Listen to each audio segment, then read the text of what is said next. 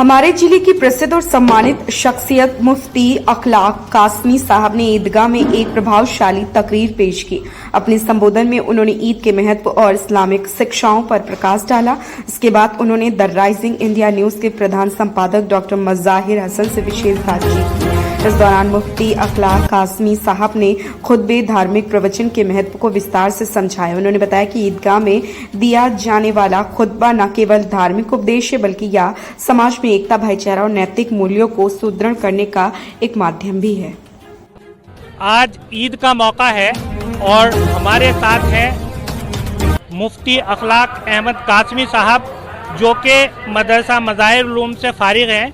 और ईद तो हो गई, लेकिन बहुत सी बार कुछ कमियां रह जाती हैं, तो मुफ्ती साहब से हम कुछ बातें इसी मुताल्लिक़ पूछेंगे और इनसे कुछ सवाल जवाब करेंगे जो करने चाहिए। मुफ्ती साहब, आपका बहुत बहुत स्वागत है। आपका भी शुक्रिया डॉक्टर साहब, आपने जो है मुझे इसके लिए चुना और मुझे मौका दिया कि मैं अपनी कुछ बात कह सकूं। आज ईद है और ईद अल्हम्दुलिल्लाह सही तरीके से निमट गई है नमाज।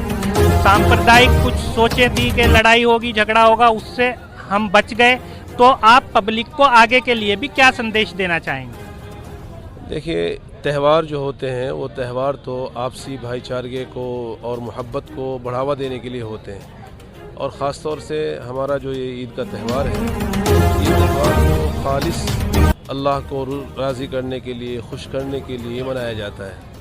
और इसीलिए हम जंगल में आकर 2 रकात नमाज भी अदा करते हैं ताकि हमारा परवरदिगार हमसे खुश हो जाए, राज़ी हो जाए। और फिर उसके बाद हम जो है आपस में जाकर दूसरों से एक दूसरे से मिलते हैं, मोहब्बत का एक दूसरे को तोहफ़ा पेश करते हैं।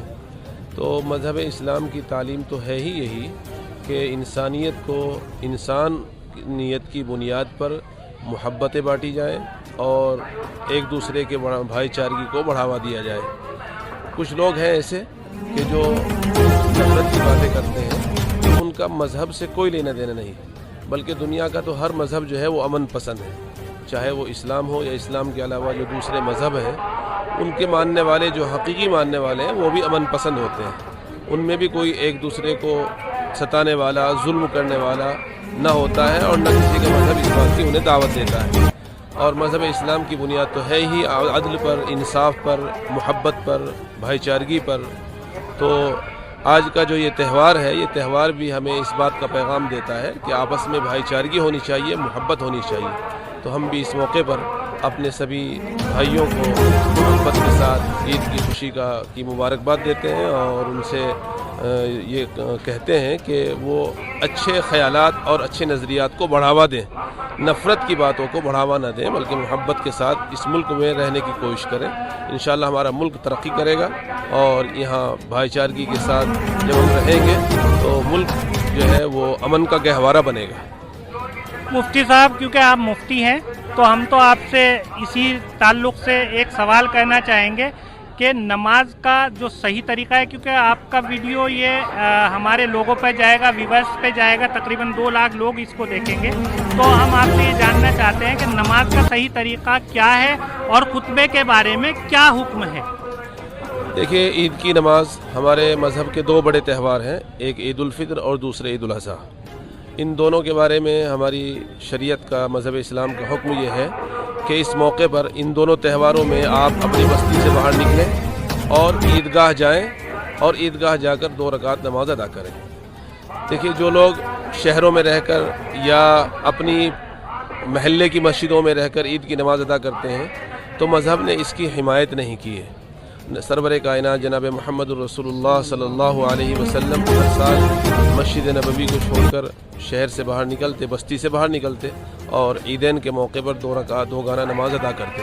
हालांकि मस्जिद नबवी में एक नमाज पढ़ने का सवाब एक कौल के मुताबिक 10,000 है और एक कौल के मुताबिक 50,000 है। लेकिन आप इस मौके पर 2 गाना मस्जिद नबवी में अदा नहीं करते थे, बल्कि जंगल में जाकर अदा करते थे। तो आप क्या हुक्म भी यही है कि जंगल में जाएं इस मौके पर और जाकर ईद की नमाज अदा करें।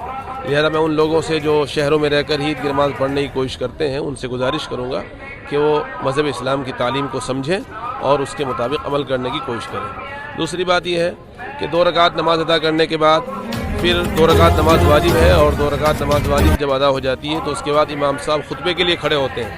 تو یہ خطبہ سننا واجب ہوتا ہے. پڑھنا تو سنت ہے لیکن سننا واجب ہوتا ہے، یعنی ضروری ہے. تو جو لوگ بھی عیدین کی نماز پڑھ رہے ہیں یا پڑھتے ہیں تو عیدین کی نماز ادا کرنے کے بعد خطبہ ضرور سنیں، اور خطبہ سننے کے بعد پھر بانٹتے ہوئے اپنے گھروں کو چلے جائیں. یہ تھے ہمارے ساتھ مفتی اخلاق احمد قاسمی صاحب، جو بڑی معروف اور اچھی شخصیت ہیں، اور ان کا ہم بہت بہت شکریہ ادا کرتے ہیں. انہوں نے بہت اچھی بات بتائی. شکریہ مفتی صاحب. جزاک اللہ خیرا. اور صاحب شکریہ.